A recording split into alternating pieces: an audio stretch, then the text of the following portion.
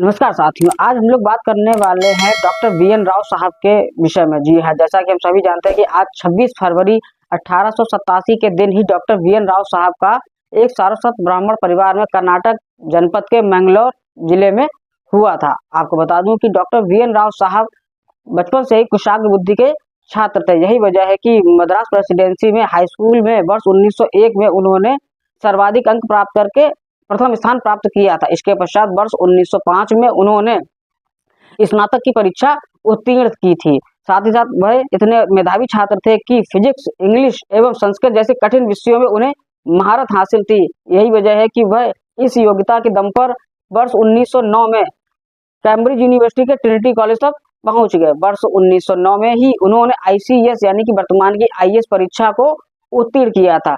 यह परीक्षा उन्होंने उस समय उत्तीर्ण की थी जब भारत अंग्रेजों का गुलाम था और कुल 50 लोगों के बैच में वह इकलौते भारतीय थे।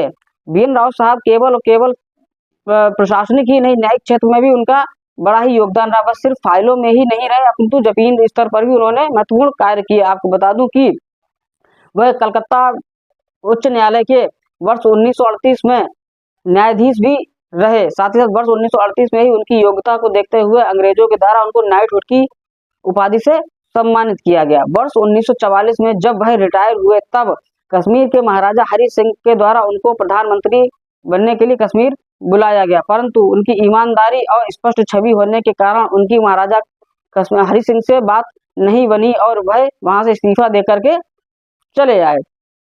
वर्ष 1946 में उनको संवैधानिक सलाहकार नियुक्त किया गया और जैसा कि हम सभी जानते हैं कि संविधान निर्माण का जो योगदान है वह महत्वपूर्ण डॉक्टर भीमराव अम्बेडकर साहब को दिया जाता है, परंतु स्वयं डॉक्टर भीमराव अम्बेडकर साहब ने यह स्वीकार किया था कि जो प्रारूप समिति थी 1948 में, उसका जो निर्माण था प्रारूप समिति का, वह डॉक्टर बीएन राव साहब के द्वारा ही तैयार किया गया था। बीएन राव साहब इतने काबिल थे कि उन्होंने 60 से अधिक देशों के संविधान का अध्ययन किया और अध्ययन करने के पश्चात उन्होंने भारत शासन अधिनियम के 235 अनुच्छेद एवं इसके अलावा अन्य संविधानों के 243 अनुच्छेद उनके द्वारा ही तैयार किए गए। यहाँ पर एक महत्वपूर्ण बात यह भी है कि इस संविधान के प्रारूप समिति का निर्माण करने में उनके द्वारा एक भी रुपया नहीं लिया गया।